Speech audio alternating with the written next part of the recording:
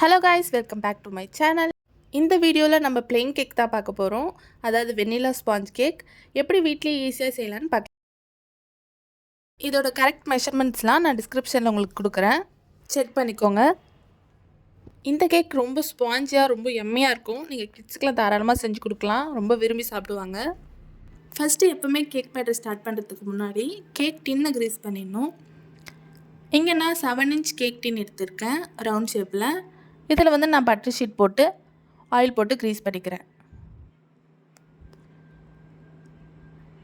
Grease பண்ண ரொம்ப oil use பண்ணக்கூடாது, ஒரு 2 ட்ராப் மட்டும் யூஸ் பண்ணிக்கலாம். இப்போ இதை க்ரீஸ் பண்ணி ஒரு ஓரமாக எடுத்து வச்சிடலாம்.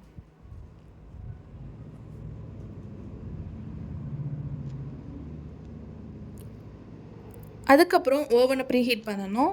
நான் இங்கே 180 டிகிரியில் ஒரு 10 மினிட்ஸ் ஓவனை ப்ரீஹீட் பண்ணுறேன்.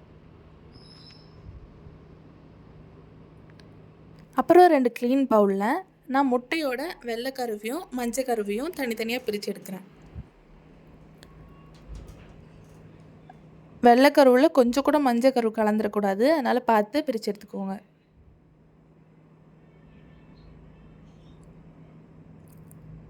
நான் இங்கே இந்த கேக் செய்கிறதுக்கு 4 முட்டை எடுத்திருக்கேன்.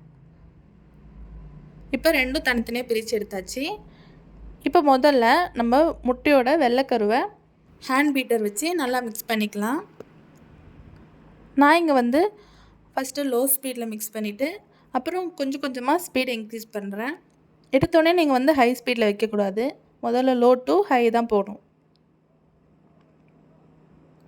இது மாதிரி நல்லா மிக்ஸ் பண்ணிக்கோங்க. நம்ம எவ்வளோக்கு எவ்வளோ பீட் பண்ணுறோமோ அதை பொறுத்து நல்லா கேக் நல்லா ஸ்பாஞ்சியாக வரும்.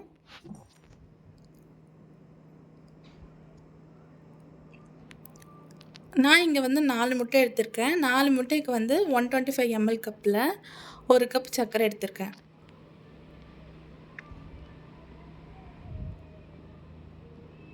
அந்த 1 கப் சர்க்கரையில் நான் பாதியை வந்து இந்த எக் ஒயிட்டில் ஆட் பண்ணிக்கிறேன்.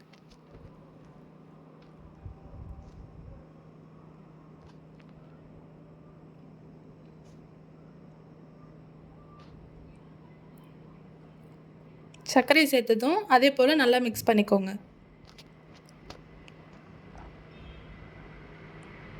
இப்போ பாருங்கள், நல்லா நான் அந்த எக் ஒயிட் வந்து நல்லா பொங்கி வந்திருக்கு, நல்லா ஒரு ஃபார்மிங் டெக்ஸ்சருக்கு வந்திருக்கு. இது மாதிரி நல்லா மிக்ஸ் பண்ணிக்கிட்டே இருக்கணும், கைவிடாமல் மிக்ஸ் பண்ணிக்கிட்டே இருக்கணும், அப்போ தான் நல்லா கிடைக்கும் உங்களுக்கு.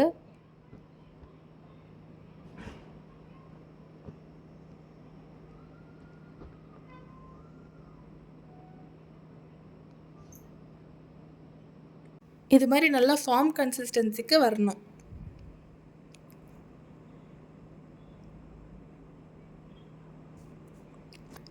இந்த கன்சிஸ்டன்சிக்கு வந்ததுக்கப்புறம் மறுபடியும் பீட் பண்ணிகிட்டே இருக்கக்கூடாது.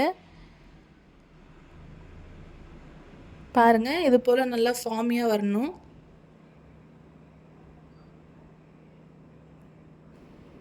இப்போ அதை ஒரு ஓரமாக வச்சிடலாம். அதே போல் இங்கே நான் முட்டையோட மஞ்சள் கருவையும் நல்லா பீட் பண்ணி எடுத்துக்க போகிறேன்.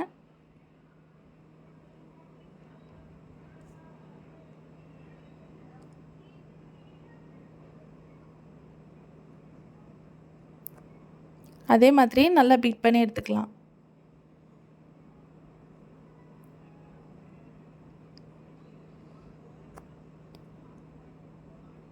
முதல்ல கொஞ்சம் கலந்துட்டு இது கூட மீதி இருக்க சர்க்கரையை நான் சேர்த்துக்கிறேன்.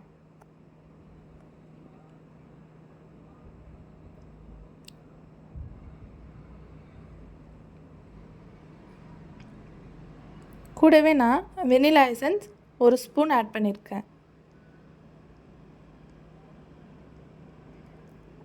நான் வந்து ஸ்பூன் கணக்கு சொல்கிறேன், 1 ஸ்பூன் ஆட் பண்ணிக்கலாம். இப்போ நல்லா இது மாதிரி மிக்ஸ் பண்ணிக்கோங்க.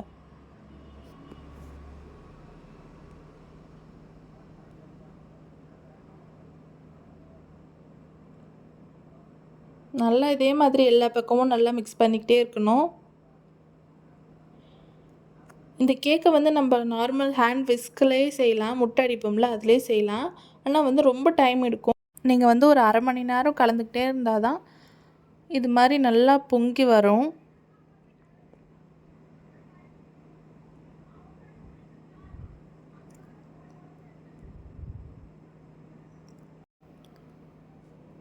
இப்போ நான் இது கூடவே ஒரு 30 ml ஆயில் சேர்த்துக்கிறேன்.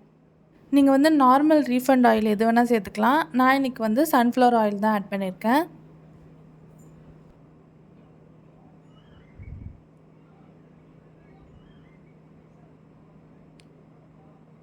சேர்த்துட்டு மறுபடியும் இதை நல்லா கலந்துக்கிட்டே இருக்கணும்.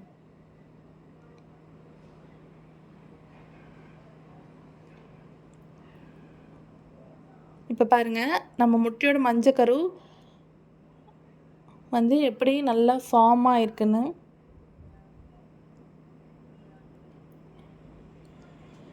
அதோட நல்ல பிரைட் எல்லோ போய் இது மாதிரி லைட் எல்லோ ஷேடுக்கு வந்த உடனே இந்த பேட் ரெடி ஆயிடுச்சு. இப்போ இதில் வந்து ஒரு ஜல்லடை வச்சு நான் வந்து 125 ml கப்பில் 2 கப் மைதா சேர்த்துருக்கேன்.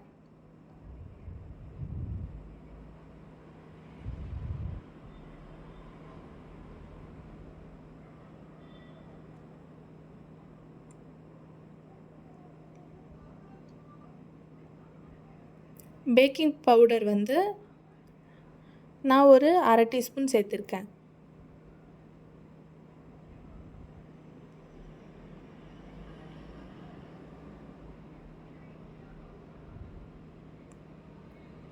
பேக்கிங் சோடா ஒரு 1/4 டீஸ்பூன் சேர்த்துக்கலாம்.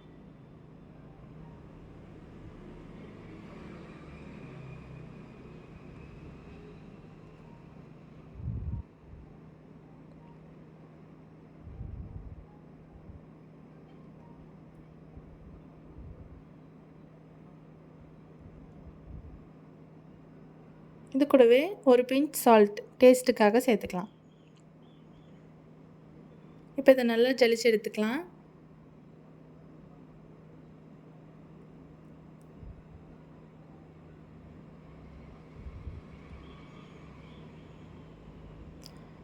ஜலிச்சுட்டு இப்போ நம்ம வந்து இதை பீட்டர் வச்சு பீட் பண்ணக்கூடாது. ஒரு ஸ்பேச்சுலா வச்சு நல்லா மிக்ஸ் பண்ணி எடுத்துக்கலாம்.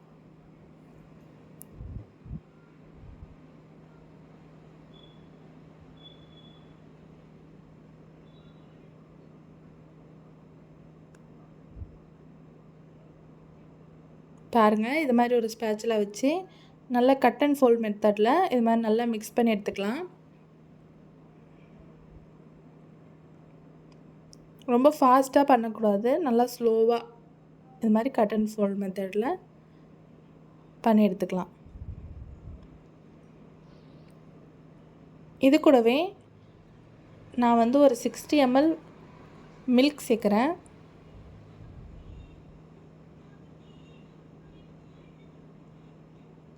மில்க் எதுக்கு சேர்க்குறோன்னா நல்லா சாஃப்டாக கிடைக்கும் கேக்கு.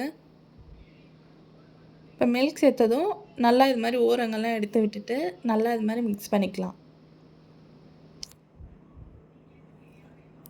நீங்கள் வந்து ஒரே டைரெக்ஷனில் தான் மிக்ஸ் பண்ணணும். நீங்கள் மாற்றி மாற்றி மிக்ஸ் பண்ணக்கூடாது. இப்போ வந்து ஓரத்தில் இருக்க மாவுலாம் நல்லா எடுத்து விட்டு நல்லா மிக்ஸ் பண்ணிக்கலாம்.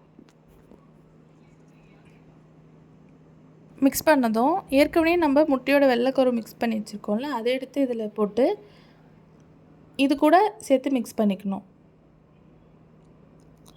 இதை வந்து ரொம்ப ஜென்டிலாக மிக்ஸ் பண்ணணும்.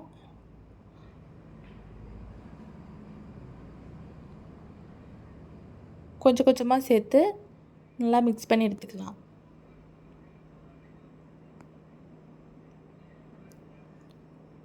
இந்த ஃபார்ம் கன்சிஸ்டன்சி வந்து போகக்கூடாது. இது வந்து கேக் செய்கிற வரைக்கும் இந்த ஃபார்ம் அப்படியே இருக்கணும், இது அடங்கக்கூடாது. அதனால் நீங்கள் ரொம்ப மிக்ஸ் பண்ணிட்டீங்கன்னா இந்த ஃபார்ம் வந்து அடங்கிடும். ரொம்ப மிக்ஸ் பண்ணாமல் ரொம்ப லேசாக மிக்ஸ் பண்ணி எடுத்துக்கணும். இது மாதிரி எடுத்து போட்டு மிக்ஸ் பண்ணிங்கன்னா உங்களுக்கு ஈஸியாக வரும். இப்போ வந்து ஆல்ரெடி க்ரீஸ் பண்ணி வச்சுருக்க டின்னில் நான் வந்து இந்த பேட்டரை சேர்த்துக்கிறேன். இதுதான் கன்சிஸ்டன்சி.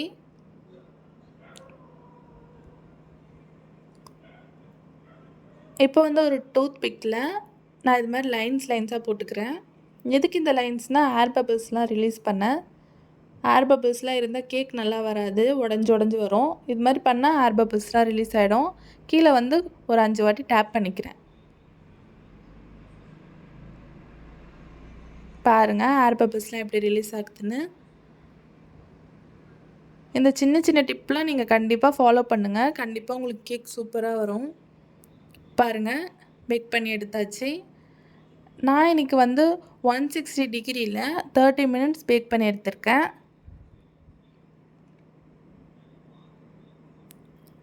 இதை நல்லா முழுசாக ஆறுனதுக்கப்புறம் தான் நம்ம டீமோல்ட் பண்ணணும். சூடாகவே டீமோல்ட் பண்ணிங்கன்னா கேக் நல்லா வராது. நல்லா ஆறுனதுக்கப்புறம் இது மாதிரி ஒரு நைஃப் வச்சு ஓரங்கள்லாம் எடுத்து விட்டுருங்க.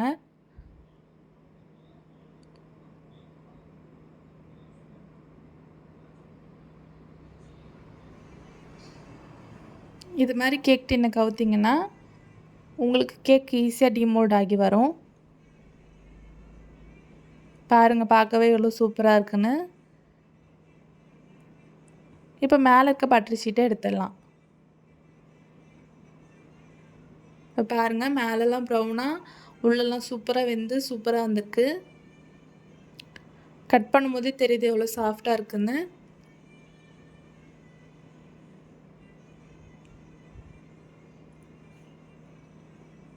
பாருங்கள் கடைங்கள்லாம் வாங்குகிற ப்ளெயின் கேக் மாதிரியே இருக்குது. அவ்வளோ சாஃப்டாக வந்திருக்கு. கண்டிப்பாக நீங்களும் வீட்டில் ட்ரை பண்ணி பார்த்துட்டு எனக்கு கமெண்ட்டில் சொல்லுங்கள். தேங்க்யூ ஃபார் வாட்சிங். பாய்.